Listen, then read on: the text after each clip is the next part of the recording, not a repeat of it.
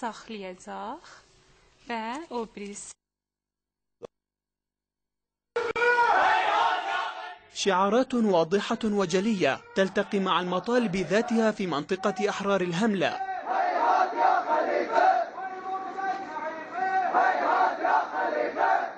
وفي كرباباد حيث ردد المتظاهرون هتافات تدعو إلى حرية الرأي، وهي المطالب ذاتها أيضا في قرية الدية التي شهدت مسيرات دعت إلى وقف الاعتقالات وسياسة التمييز الطائفي، ونددت بالإجراءات التعسفية التي تقوم بها السلطات.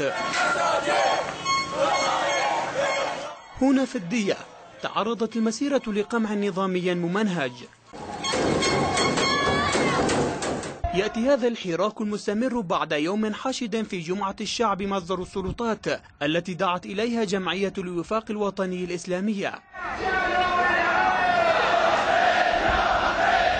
قالت الوفاق في بيانها الختامي لهذا اليوم الجماهيري إنها لن تتراجع بشعبها عن المطالب المرفوعة، كما رفضت الوفاق وكل القوى المعارضة أي محاولة للالتفاف والتحايل على مطالب الشعب تحت راية ما يسمى الإصلاحات التي يروج لها النظام. إذا كان الهدف البعيد للحوار أن يخرج الوطن من أزماته في عافية وسلام، فكيف توصل إلى هذه الغاية نتائج لم يحصل عليها التوافق بين الحكومة والمعارضة أو الشعب، وهو الطرف الحقيقي الثاني في النزاع؟ رجعنا بعد الحوار إلى المربع الأول، وبقيت المشكلة بلا حل، والخوف على هذا الوطن من هذا التلكؤ والتسويف بعد التسويف لقضية الإصلاح. حاول النظام بأجهزته القمعية الوقوف بوجه هذا التحرك الشعبي المتصاعد، ولكنه صدم بإرادة شعب ينادي للحرية والانعتاق وينبذ التمييز ولو كان في قمعه رصاصة. وذاك مشهد تكرر لأشهر منذ اندلاع هذه الاحتجاجات الشعبية بمطالبها المشروعة.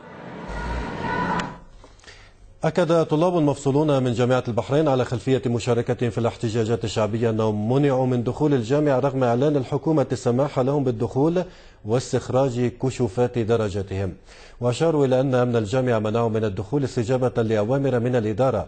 كما شدد الطلاب على عزمهم رفع تظلمات للجنة تقصي الحقائق وعرض جميع الأدلة التي تثبت أنهم تعرضوا لفصل تعسفي.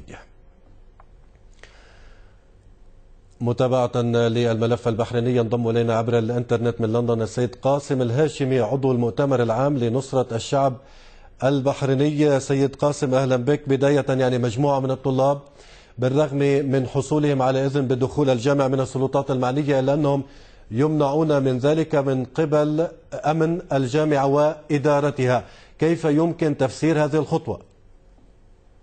بسم الله والصلاة والسلام على رسول الله وعلى آله ومن والاه. السلام عليكم أخي الكريم وعلى مشاهديكم الأعزاء. يعني إذا كانت الهيئة التعليمية يديرها عقل عسكري فما الذي يتوقع منه؟ وإذا كان الهيئة التعليمية يعني أجندتها وفي مخططها جهاز الأمن الوطني فما الذي يتوقع منه؟ وإدارتها في بقية الإدارات الأخرى لا يعني التعنت أخاف، لكن هنا يعني التعنت يتطلب الجامعة وإدارتها تعنت يا أخي غريب عجيب، يعني مختلف تماما، متشدد تماما، يعني إلى أقصى درجات التشدد. يعني الجامعة هي الوحيدة التي تمنع الطلبة والتي لا تزال تمنع حتى مخصصات المبتعثين والمبتعثات من قبلها، يعني حتى هي لم تمنع حتى طلبة البحرين في داخل البحرين، يا أخي حتى المبتعثين في خارج البحرين على حساب الجامعة لا زالت يا أخي تمنع عنهم المنح وتمنع عنهم الرسوم، وقطعت منحهم وألغت منحهم وألغت الدراسة عنهم، وأمرت الجامعات بإيقاف دراساتهم، وكذلك فعلت مع طلبة الجامعة في البحرين.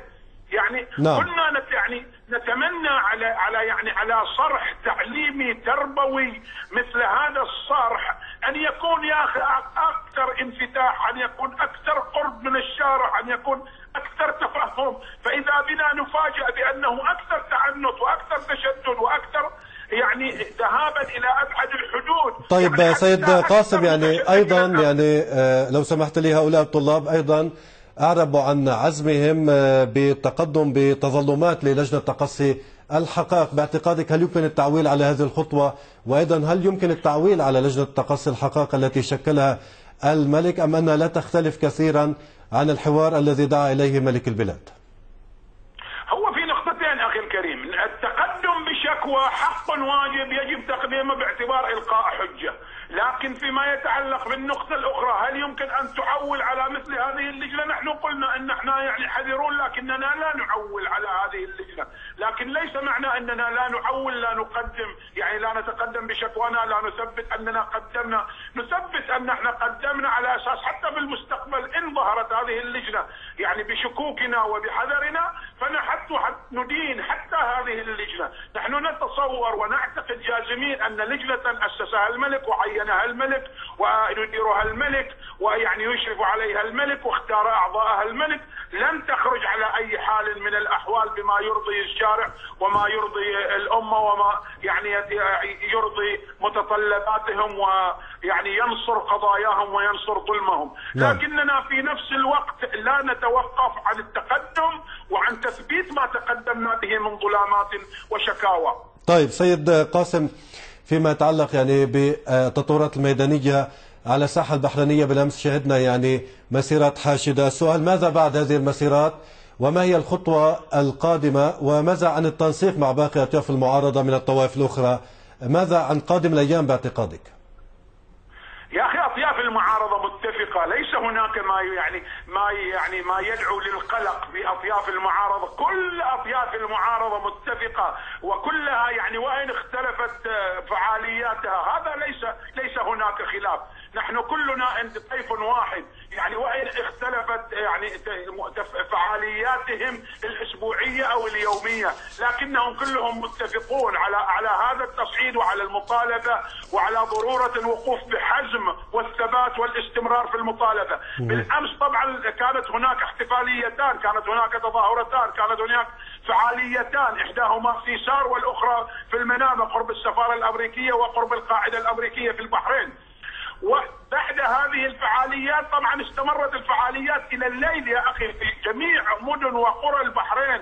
يعني لاحظنا البارحة تطور جديد، يعني خرجت القرى في البحرين وأشيد هنا، يعني أريد أن أشيد يعني بقرى المنامة وبالذات يعني قريتي جد حفص والسنابس، أريد أن أشيد بهؤلاء الأبطال في جد حفص وفي السنابس اللتان يعني قدمتا البارح يعني رمزا للصمود ورمزا للثبات. لا استثني بقية القرى يعني، لكنني أحب أن أشيد بمجهودهم. هذا التفاعل التجدد يعني والاستمرارية حتى بعد انقضاء الفعاليتين في الظهر والعصر استمرت إلى غاية الفجر، يعني وهم يرددون شعار أنهم يرفضون الدكتاتورية ويطالبون بحقوقهم المدنية والدستورية، وإنهم صامدون وثابتون حتى تحقيق هذه المطالب. وإنه لا رجعة، وإن رمضان وإن كان صيام يعني ستكون الفعاليات أكثر وأشد ومستمرة، يعني لن تهدأ بل ستستمر. طيب استمرار يعني هذه الفعاليات سيد قاسم، وكما أكدت يعني بأن أطياف المعارضة هي على قلب رجل واحد، ولكن ماذا بالمقابل عن تعاطي السلطة مع هذه المعارضة، ولا سيما بعد رفض المعارضة لنتائج الحوار وعودة الأمور إلى المربع الأول؟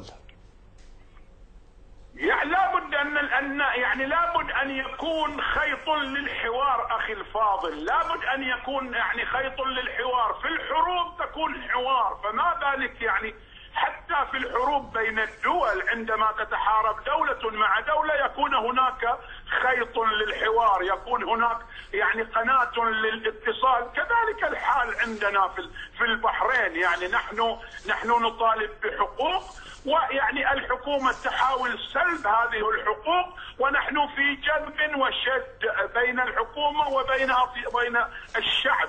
لابد أن يوجد من الشعب من هو قادر على أن يستمع أو يعني يستلم ردا من السلطة وأن يوصل رد الشارع للسلطة. هكذا هو الحال، فليس هناك ما يسيء وليس هناك ما يقلق أبدا.